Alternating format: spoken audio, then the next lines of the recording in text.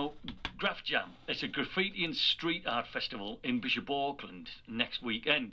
There's going to be plenty for everyone. It is just going to be fantastic. And our reporter, Charlie Brammer, has been over to Bishop Vegas to find out more about the event. I am Dan Toes, also known as Mr. Scribbs, and this is a little story about our Bishop legal graph. We're stood in Bishop today looking at the legal walls. Can you just kind of describe what we're seeing?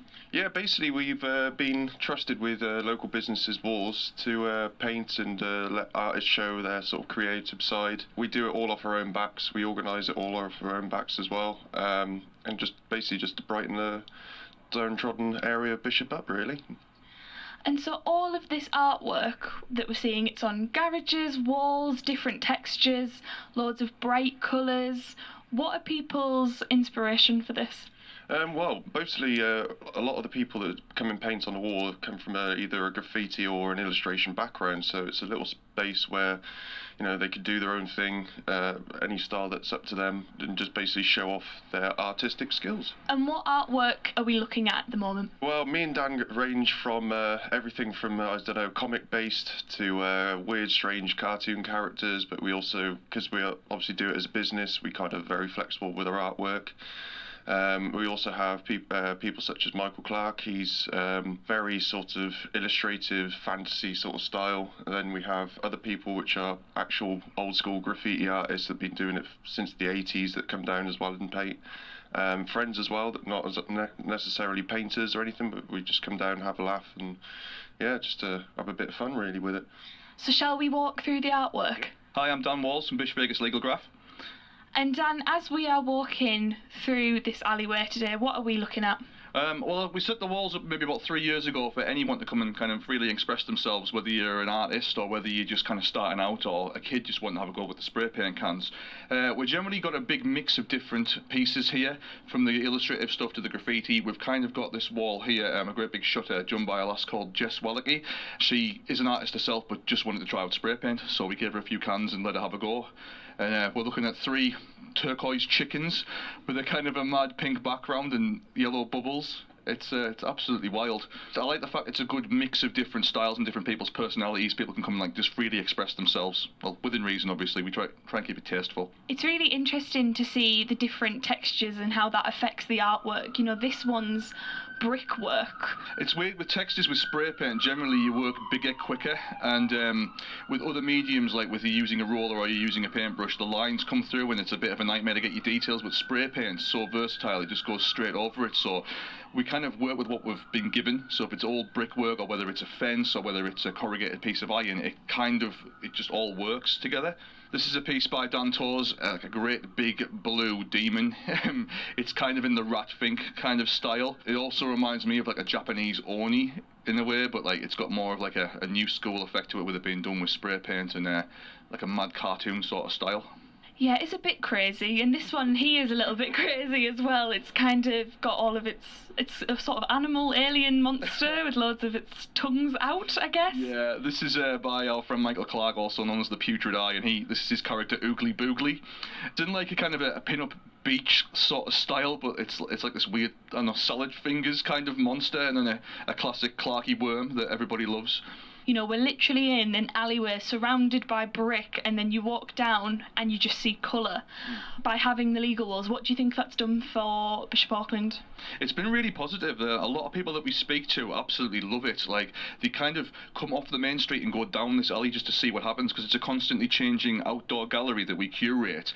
There's always something different to see every couple of weeks. Like, I come down every couple of days and get surprised that someone's been in the middle of the night and something new's been put up, and it's just really cool.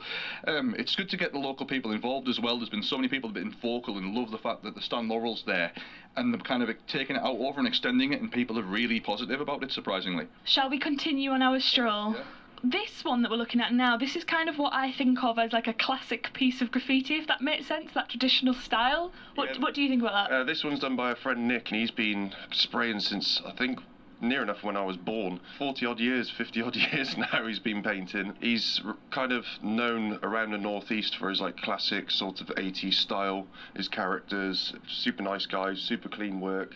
It's always bright and colourful, and it's, you know, nice to see. So you've got an event coming up, can you tell me a little bit about that? Yeah, at the end of the month we have an event called Graff Jam. It's Bishop Auckland's very first urban arts festival, where we're going to be having loads of live music, spray painting, street art, murals, graffiti. Come and get a drink, come get something to eat at the Smoky, just general good times. We've got all the areas set up for artists, young and old, anyone wanting to come and have a go, set up for anyone just to come and paint, and it's on the 30th of September on the Saturday and October the 1st on the Sunday. And why do you think events like this are so important to the community? As you say, it's the first one in Bishop Auckland.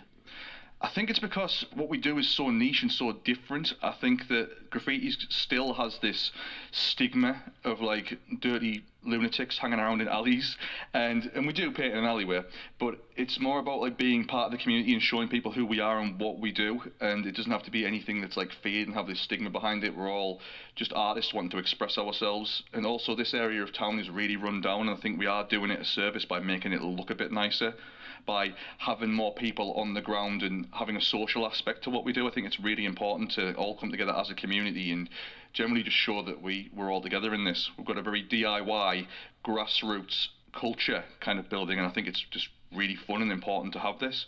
I set this place up because I was kind of not so much new to the area, but I was just living here and I wanted to go and express myself and do what I wanted personally, because I paint for a living. I have a business where I paint all sorts of different things, but to come and do what I want and express myself and do my own thing is really important. And then obviously meeting Dan and going out with my friends, it was good to have that kind of like that community, that kind of like brotherhood with all the other guys, and I think that's really important for artists to critique each other and be part of each other's practice. How do you think this kind of creativity can serve as a good outlet for people?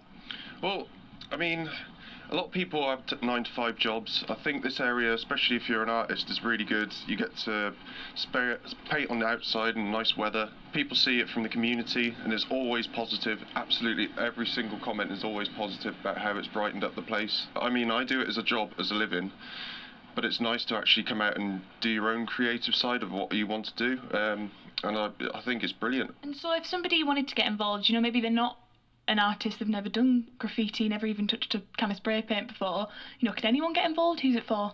Oh, anyone can come and get involved, yeah. We normally do workshops with kids from about the age of like 10 up. Kids can come and have a go with the spray paint. We're going to probably set up a chalk wall as well, so if you're not confident with spray paint, you can always draw something on the walls and get involved that way. And so when is the event, and how can people find you if they want to get in touch?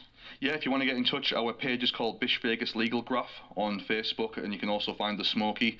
We are on Chester Street and Railway Street, and the event is the 30th of September, and it runs till the 1st of October on the Sunday. And just as a last thing, what would you say to somebody if they maybe felt a little bit nervous or a bit shy about coming down? Just come and have a go, come and talk to us, come and hang out. We've all got to start somewhere, but even if you don't want to get involved, we've got live music, we've got food, we've got all sorts happening, just come and say hello.